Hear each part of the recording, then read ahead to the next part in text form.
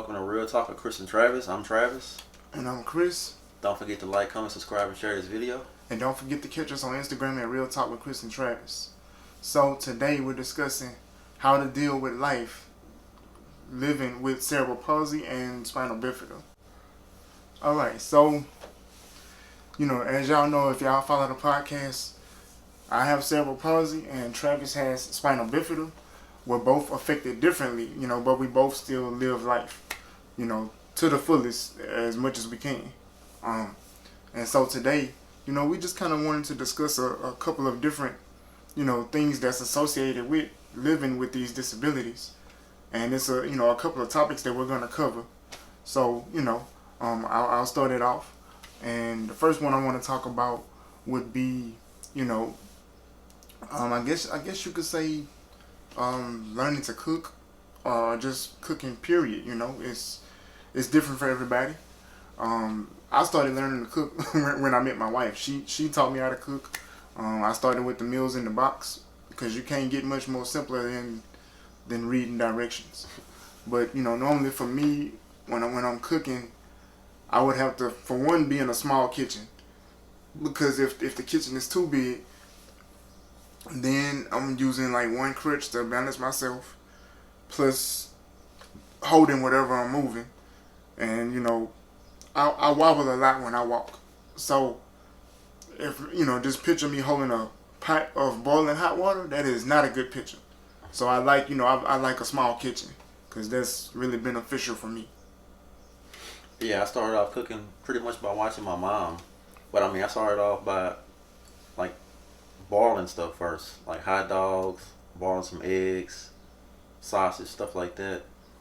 As far as like the stove, everything has to be, I guess, low enough for me to to reach it, and the knobs have to be in the front instead of in the back where I have to reach over the burners and risk burning myself. Ooh, I just thought about that. Yeah, but like everyone else, when I first started off cooking, I burned stuff. I had a few things I burned, especially when I tried to bake for the first time. Man, I ain't never done that. Baking? Oh no, because I know I ain't gonna be able to get it out the oven. I can't get it out the oven. It's gonna burn up. Sorry, man. And when you talk about like burning stuff, man, I burnt up a whole bag of chicken. Like y'all know the big bags you get from Sam's got like 800 pieces in the bag. I burnt up every last one of them. Just too much seasoning, and then had the fire too high with the cooking oil. I didn't know. I was trying to be romantic and surprise my wife while she was at work. So when she came home, we had chicken and stuff. We had chicken. It was blackened, and not the good blackened. Is that that blackened chicken? Yeah, that's why we went to McDonald's that same night. But thankfully I had bought the chicken, so I ain't feel bad. I messed up red beans, put too much seasoning. Because the Bano, you know what I'm saying? Y'all familiar with that? BANO seasoning is frozen. Yeah. Well, I didn't know, that you're supposed to give it time to thaw out. Mm-hmm. So I had, tried to chop it up and everything like that. And I wound up, it wasn't thawed all the way. And I was opening the pack, and it wound up dumping the whole thing in the pot. But I was trying to get the pieces I broke, and the whole thing went in the pot with the sausage and the beans. And I was like, well, that's some well-seasoned red beans. It was. It was very seasoned. But who hasn't had these adventures in cooking, right? Yeah, I burned up a few things. My first time boiling eggs. When you boil eggs, how after they've been boiling for a while, how they start to bust open? Yeah. Man, I boiled eggs for the first time. All of mine were bust open. When I came in the kitchen, when they bust open, the water started turning like that white. Yeah. Like, man, it was horrible. Don't feel bad. I did it to a pack of wieners. I bought and it wasn't the 8 wiener pack. It was like a 40. Until every last one of them split. And I boiled the water out the pot. I'm making wieners. Man, it was horrible. I the only thing I would say I have an issue with is like if I'm boiling like some pasta like in a big pot. Mm-hmm. You know how the pot has like those two handles on the side? Yeah, The long handles? that's I have trouble with trying to hold the pot and trying to roll at the same time, so I have to wait until it cools down before I could, pour it into the strainer. yeah. I'm gonna tell y'all something I did that I never would do again. I was at home by myself. The kids was at school. My wife was at work. But I'm like, man, I'm grown. I can handle this. My house. I can handle myself. And I was trying to cook. I think I was trying to cook a pot of grits. And some kind of way, my kitchen is small, so I can move without having to use crutches and stuff. And I was cooking a pot of grits, and I lost my balance. And when I lost my balance, I reached out to, to steady myself, and I put one hand on the counter, and my other hand swung and hit the pot of grits. Luckily, they splashed all over the floor and not all over me because they was boiling. And I was by myself. That would have been horrible. You telling me? So I was done. I'm like, That would have been horrible, man. Some grit ball. Yeah, I done made plenty of messes in the kitchen. Knocked over flour, it went all over the floor. Like, you know what? I'd rather that get on me than some hot grits.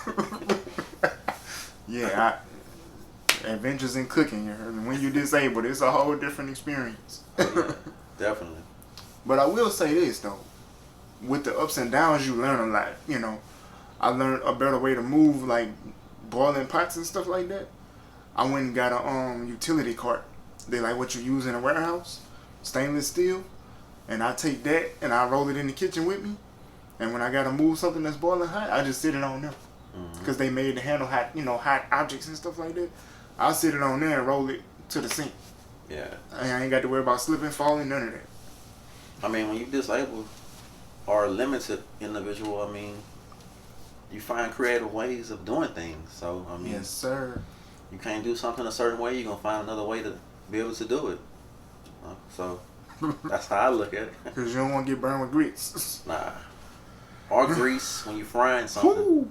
I almost had that one happen too. I done had that happen a few times. I done got burned by some grease frying something. It wasn't a good feeling. If you slip, it's not good at all. Yeah. Making some french fries. Was they worth it? They was worth it after you finished? They were worth it. I had Man. a few burn spots, but that was good. He got war wounds. Everybody got a story to tell. I was full. I was full though. But yeah, man, cooking is an adventure. I know, and it's an adventure when you're not disabled, but for me, it's an adventure every time I step in the kitchen and I'm cooking something. But I have gotten better. My wife has shown me a lot of things, and I've even figured out some things where I can cook and not lose my balance. I mean, so I feel like I've grown, even though my wife still does the majority of the cooking because her food just tastes better. I ain't got no shame in saying it. She be rocking the kitchen. I'm talking about like rocking it like a newborn baby. That's why I gotta lose weight. I got a big shirt on. Y'all can't tell, but your boy got a good. It's that good eating. Yeah, I eat good. But yeah. Next we're gonna talk about driving. That's a big one for me. For me, I mean, when I first started driving, it was I'm not gonna lie, I was terrified. I was scared at first. I mean, it took some time for me to get used to. When you're using I have to use hand controls, so I'm using hand controls and I gotta keep my hand on the steering wheel, so I'm using both hands. I had to get used to not being able to have my hands free, and also, I mean, That is scary, man. yeah, when you having both hands being used and you want to change lanes and you gotta use your do the turn signal, like your signal or whatever. It's not close enough for you to like you be able to click it with your finger or something like that. Now I gotta take my hand off the gas, off the man. gas and the brake. So I mean, yeah. That's why. Yeah, you gotta. That's why when I know I want to change lanes, I like give myself quite a few feet away from a vehicle before I even decide to change lanes. That's good, man. And the first time I went on the interstate, Ooh. I was terrified because it's fast paced and I'm trying to do the speed limit. Nobody was doing the speed limit on interstate. Had people honking at me and everything. I'm like, man. Sometimes you can't worry about people. Yeah. I'm sorry to say. But I mean, it took a lot of trial and error. So. And that's a big part of life is trial and error. Yeah. If y'all follow the podcast, y'all done heard me say that driving is one of my biggest goals. Y'all done heard me say that I don't drive. And right now at this moment, I don't drive. I still need a lot of practice behind the wheel. And I have had training. I've had a lot of practice. I definitely need, a lot more practice. When I was going through the driver's training, my dad got my truck, set up for me to physically get in it and be able to drive. And one of the ways that they set it up is the accelerator and the brake was on the steering wheel itself. Like the little, it was a lever that sticks out behind the steering wheel, and I push down to accelerate, and I push out away from me to brake, or to stop the vehicle. And then to steer it, I had what they call a spinner knob. And like Travis was saying, you gotta let go of the little lever to accelerate or brake in order to hit your traffic signal. Mm-hmm. Now for me, it was actually close enough for me to be able to kind of flick it up or down with my finger. I didn't have to per se let go of the accelerator on the brake. But I did go through driver's training and drive on the interstate before, and I hated it. It is terrifying, and it was very uncomfortable for me. Yeah, it was uncomfortable for me at first. I would say the first year, it was uncomfortable.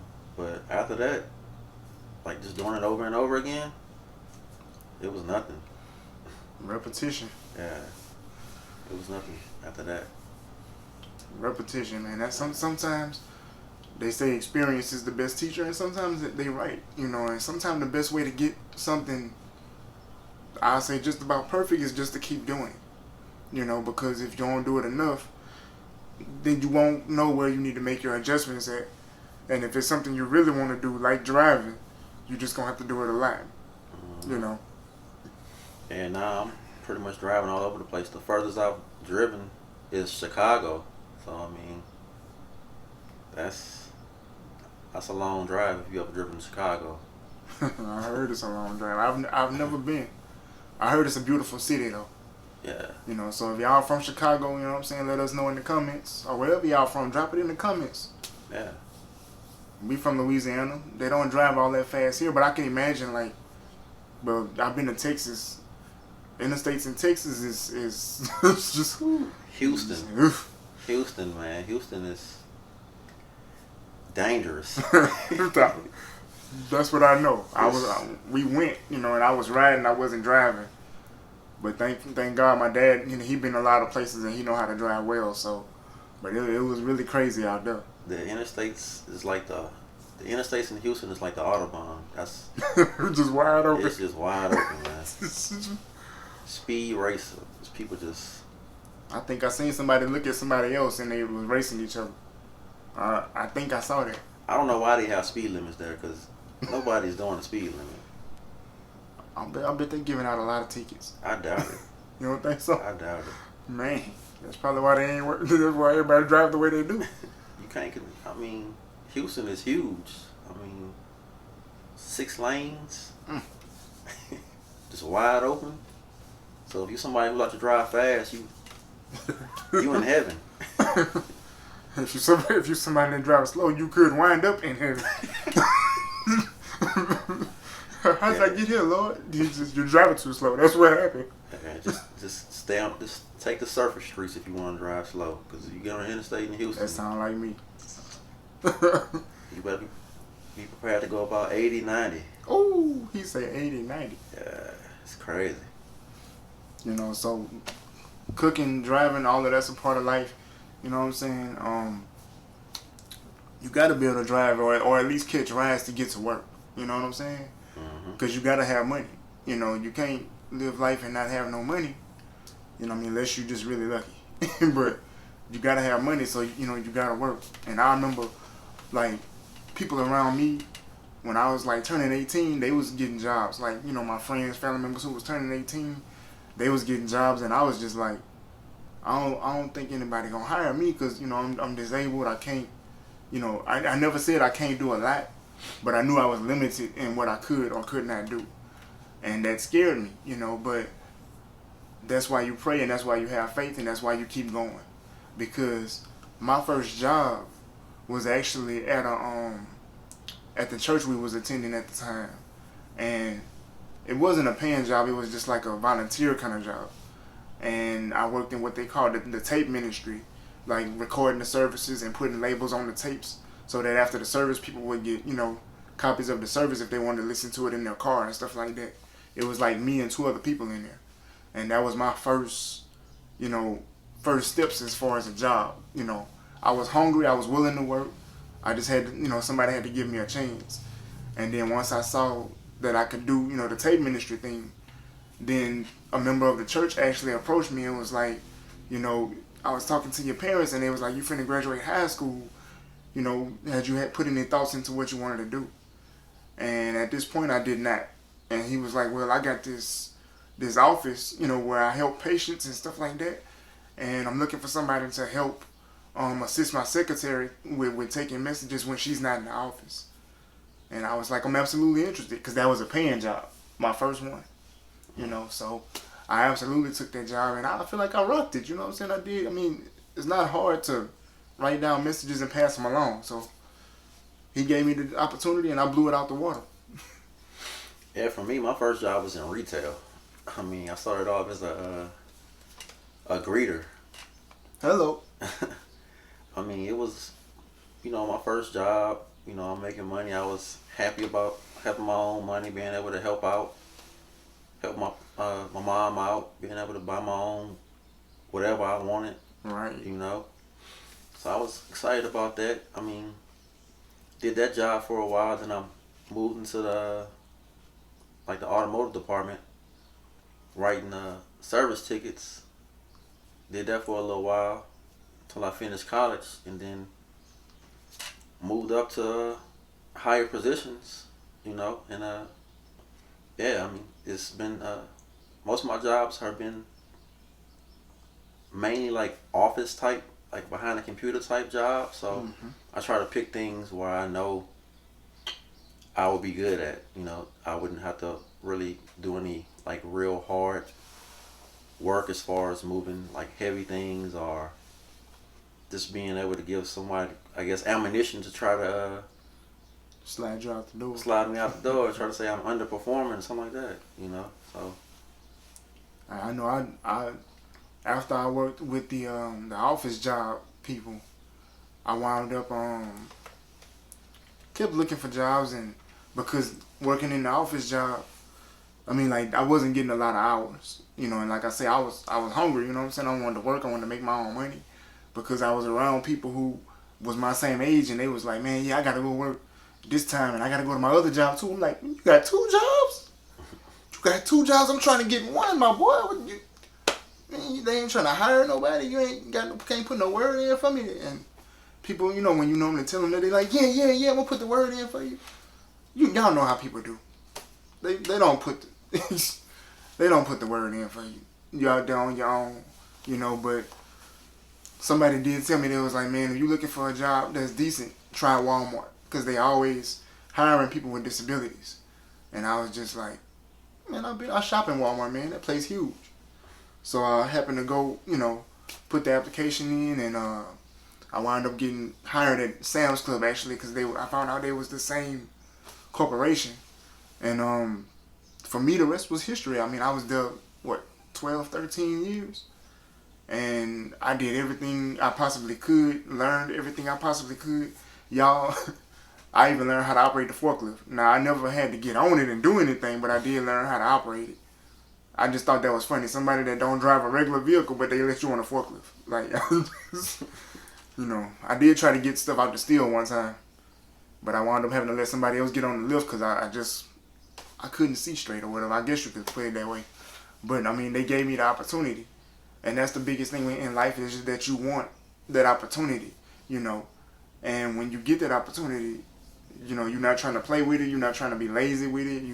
You want to actually, you know, represent for the people that gave you that opportunity, you know. So, I mean, that was a huge step in my life, working that long in one place and actually developing a good reputation in that place, you know. So, yeah, that was awesome.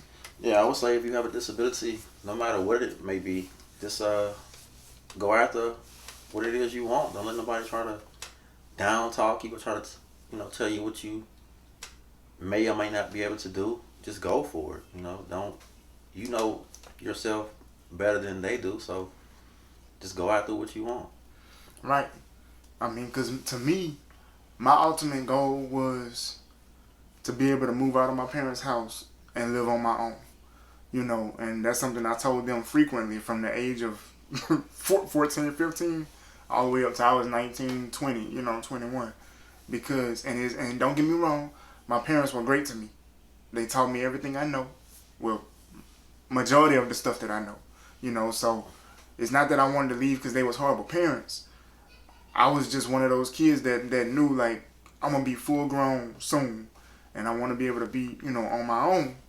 And the day I, you know, got married and moved out of my parents' house with my wife, it brought tears to my eyes because it was like a dream come true. You know, moving out is one of the biggest experiences that any teenager or any young adult could face in life.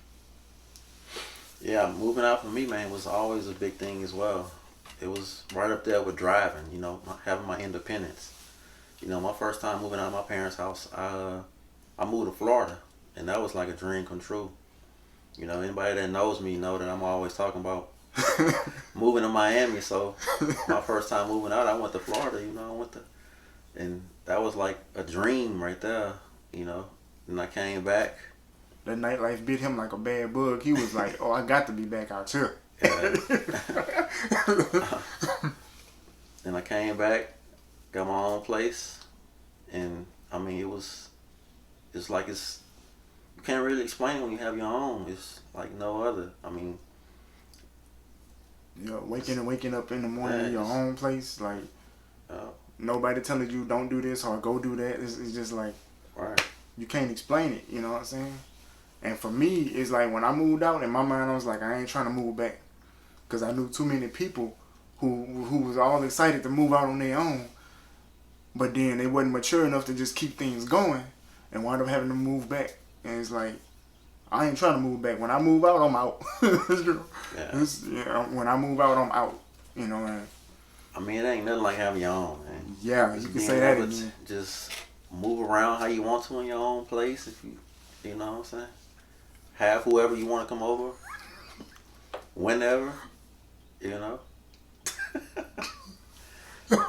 It's like no other, you know. Yes, indeed. You know, that's independence, man. Y'all know, if y'all follow the podcast, we big about independence. That's why if you go through all our videos, like, you're going to see videos on different devices that help you, you know, to be more independent. You're going to see videos on, you know, how to get through certain situations, dealing with people when you're disabled. Because all of that independence is what life is about. Yeah. I don't know anybody that just want to have somebody take care of them 24/7 for the rest of their life. And also paying your own bills. Yeah. You feel some type of way when you paying your own bills and they're in your name, you know. That's it's like a badge of honor. Yeah, especially when you earned it, you know. Yeah. You made the money, you paid the bills. You know what I'm saying? You bought the food, you cook the food, you eat the food, you keep the food. You know, y'all know how it is, man. It's my money in my house. I do what I want to do. Right. Y'all don't tell my wife. She might see this video. I might be in trouble. But but yeah. I don't have those problems. There's some good problems to have. But now I just try to mix a little comedy in there. Y'all know I don't have no sense. But yeah, man, independence. That's the biggest thing, you know. And when you have a disability like cerebral palsy or, you know, spinal bifida or whatever the disability may be, you know what I'm saying? Your ultimate goal in life is to live, you know, and live on your own terms. You know what I'm saying? And that's all it is, man. You know, whether you was born disabled or something happened to make you disabled, it don't have to stop you. You know, and that's what this podcast is all about. We try to talk about things, you know, to educate people that may not know what it's like, you know, to be, you know, to have cerebral palsy or spinal bifida. But at the same time, like, we be trying to make y'all laugh and make, you know, make things fun for you, you know, and get y'all to kind of see, you know, what it's like living life, you know, through our eyes and stuff like that. You know, so the biggest thing is independence, whether you're using gadgets or devices. You know, and don't get me wrong, there's nothing wrong with asking for help. But sometimes you don't want to have to ask for help. You know, you want to be able to do it on your own. You know, that's why for me and for Travis as well, we are big advocates on having your own business instead of spending your whole life working for somebody else. You know, this podcast is one business, but I got some things, you know, in my mind and on my plate where I'm trying to turn into other businesses as well. Because multiple streams of income is something that I really, really want. Oh yeah, that's for the both of us. Yeah, you know, I want to set up some generational wealth. You know, I ain't trying to spoil my kids, but I'm just trying to give them a little boost up. You know what I'm saying? Yeah, give them some options. Right. You know. But yeah, y'all drop a comment and let us know, you know, y'all perception on things. Right. You know, and don't forget to drop the comment on about, you know, where you from. You know what I'm saying? We from Louisiana. We talked about driving in Houston. Yeah. You know what I'm saying? I mentioned Texas. He mentioned Florida. What up, Florida? You know, so y'all drop a comment, you know, let us know where y'all from. You know what I'm saying? Y'all drop a comment, let us know, you know, if you are disabled, what kind of things have you had to overcome? What kind of things have you had to make adjustments in? You know what I'm saying? How was it for you, you know, being on your own?